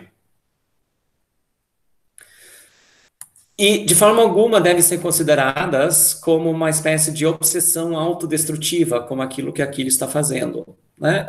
Não comer envolve, do ponto de vista de Odisseu, ou seja, do ponto de vista de quem tenta olhar para uma certa condição humana, uma ação autodestrutiva.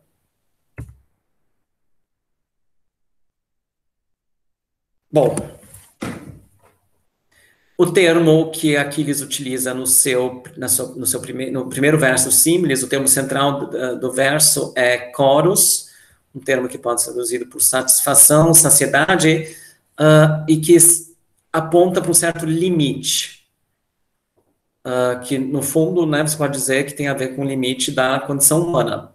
Algo que Aquiles, né, a gente sabe do canto 18 e da forma como as armas lhe são entregues no início do 19, não é mais. Né? Aquiles não é mais só um humano.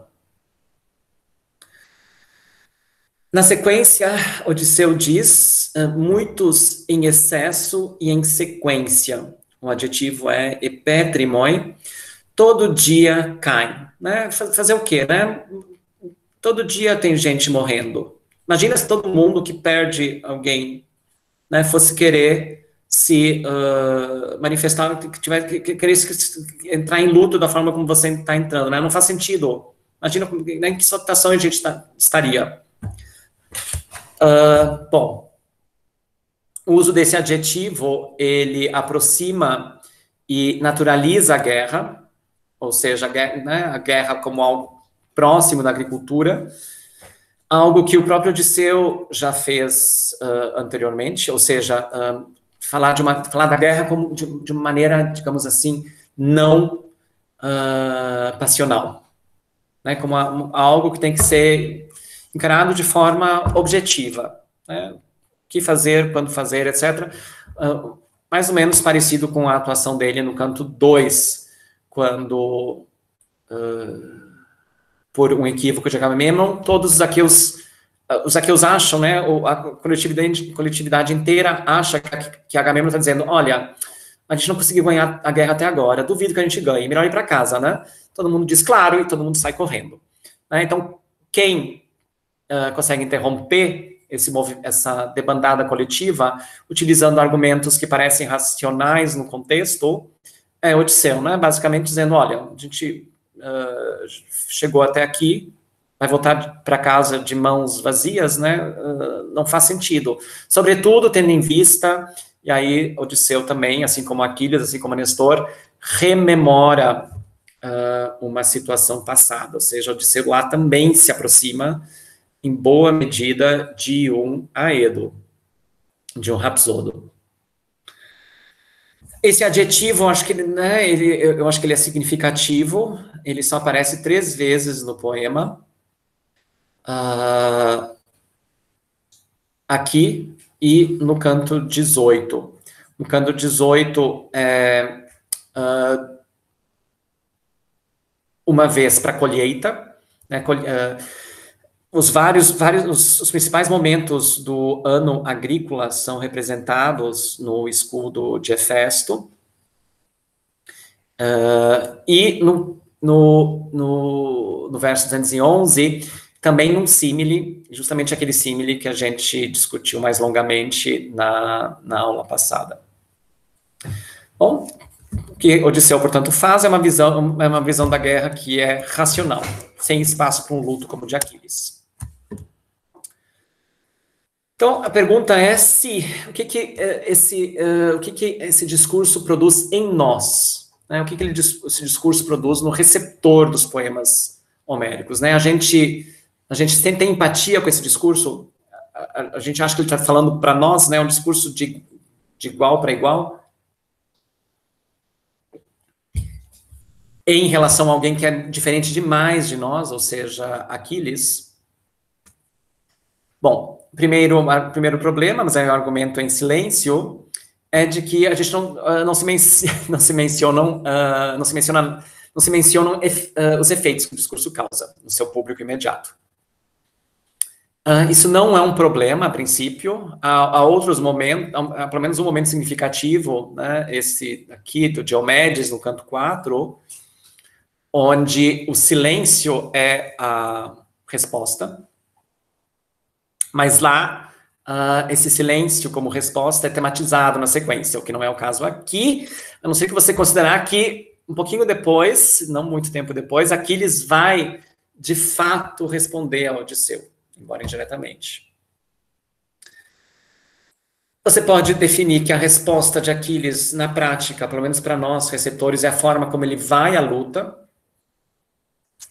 E como é que ele vai à luta? Em primeiro lugar, o tempo de colheita não vai ser pequeno. A colheita de Aquiles vai ser, na prática, troiana inteira. E não só os vários troianos que ele vai matar sem piedade e de uma certa forma sem notável esforço, talvez pudesse dizer, né? Mas aí um pouco de cuidado, né? Porque são só os melhores guerreiros que são bastante ajudados pelos deuses, então isso não desmerece. Mas matando Heitor, se sabe que a cidade vai cair. Então, na prática, o tempo de colheita de Aquiles vai ser enorme. Ao contrário desses Zeus que pode mudar de lado no símile, né, que é quem define para que lado vai o combate, no símile de Odisseu, a gente sabe que Zeus está do lado de Aquiles, e ele vai estar, e é assim que ele vai ficar. Inclusive, quando Aquiles começa a conspurcar o cadáver de Heitor, o narrador diz explicitamente que Zeus concedeu a Aquiles isso, amarrar o cadáver de Heitor no seu carro, etc, etc, no canto 22.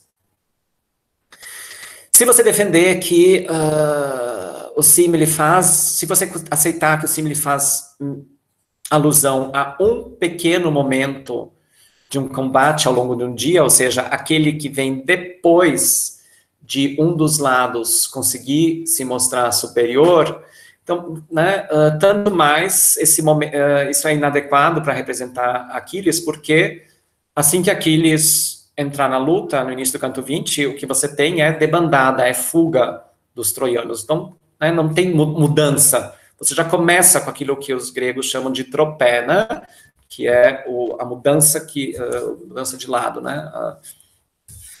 A batalha ir para um lado só.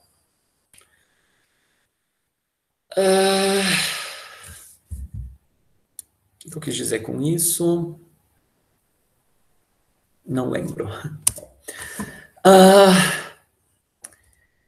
Quais são, então, na prática, os resultados desse conjunto de discursos? Ou seja, qual é o resultado dessa assembleia?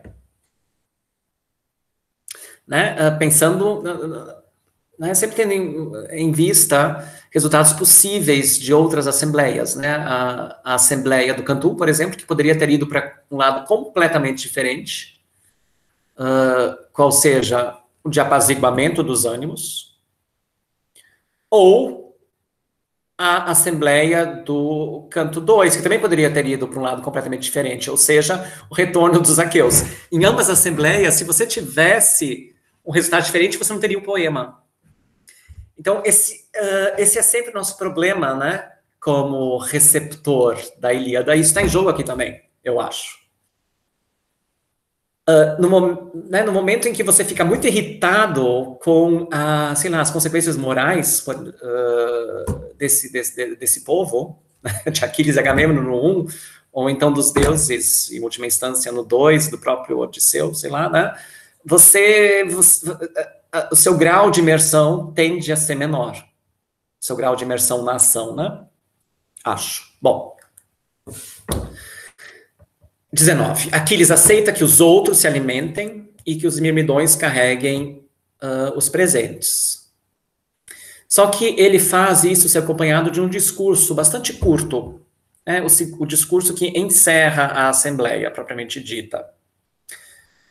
E no qual ele parece aludir, ironicamente, né, porque ele fala da arte, esse efeito psicológico que tira né, a visão, a razão de um humano, causando a sua ruína. E, de fato, a reintegração de Aquiles não acontece. Ele não se alimenta, ele não se interessa pelos presentes, e ele não vai participar do banquete oferecido por Agamemnon. Muito pelo contrário, como ele vai deixar bem claro na sua primeira fala, depois do fim da Assembleia, ele continua próximo do estado de morte de Patroclo. E o que o narrador nos diz, eu acho... bom, já me aproximando do final, né? O que o narrador nos diz? Bom...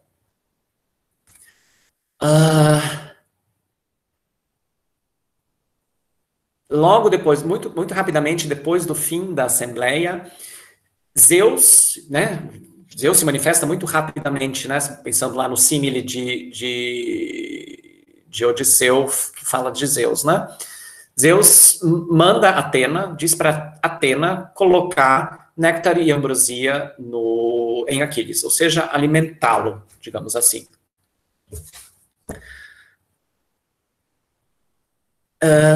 Mas os outros líderes, incluindo Agamemnon, Odisseu e esses mencionados nos 3 primeiros versos, aqui, continuam tentando fazer com que com que Aquiles se alimente. Isso na cabana de Aquiles.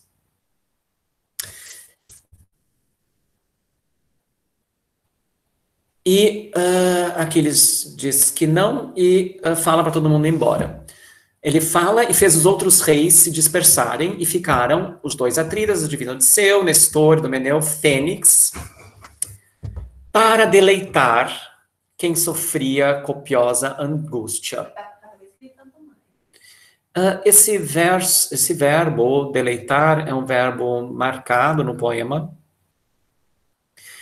É um verbo importante na forma como Aquiles recebe as armas de Hefesto no início do poema, e é um verbo que também aparece em um contexto em outros contextos que se referem a performances musicais e poéticas.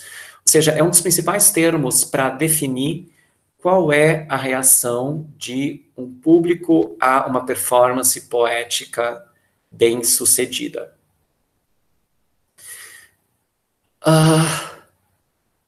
Não nos é dito aqui como é que eles tentaram fazer com que Aquiles se deleitasse.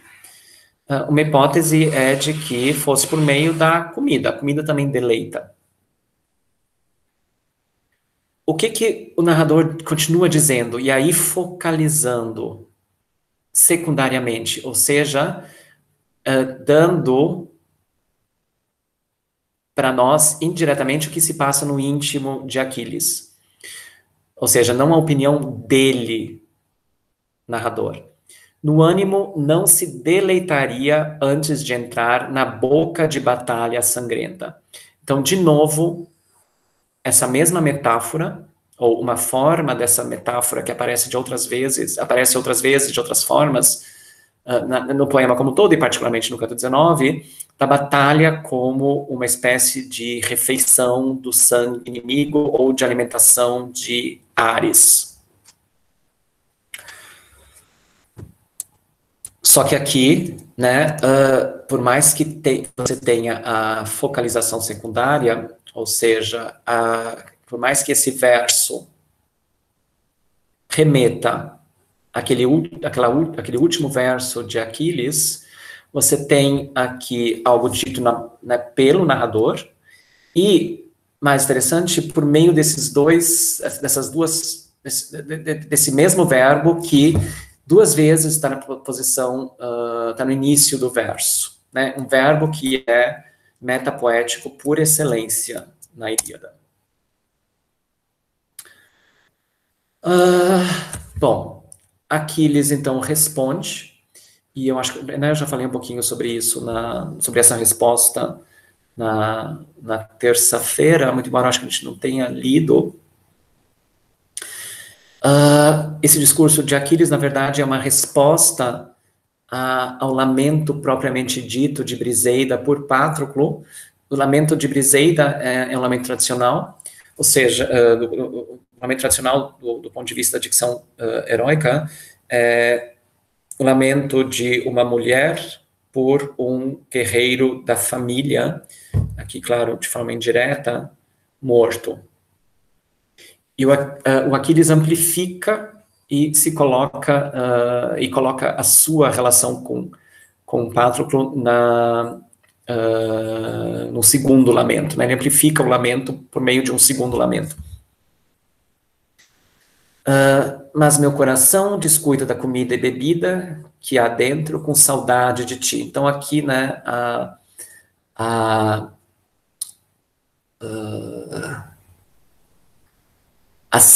uma certa separação, né? Eu falei um pouquinho disso na discussão, né? A separação entre o eu de Aquiles e o seu coração, né? De como ele é impossível, o coração aparece aqui como um órgão independente.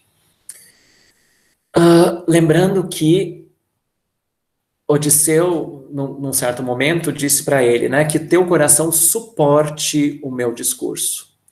Então, aqui você tem duas posições bem claramente antagonistas. De um lado, a expressão extrema, né, são duas expressões extremas, eu acho. Né, Odisseu diz, né, quase de uma forma jâmbica, né, estômago, né, porque pode ser engraçado, né, eu não preciso de muito para achar que essa formulação é engraçada. Né, barriga não entra em luto, né, estômago não entra em luto.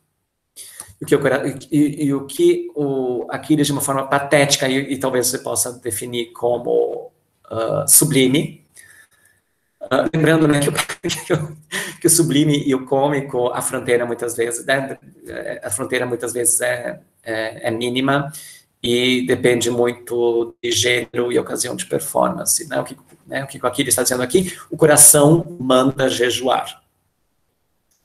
E deu exatamente 2 horas. Eu acho que é um bom momento de finalizar com essa clara contraposição, que é um autor importante, né, que também mencionei na discussão na terça.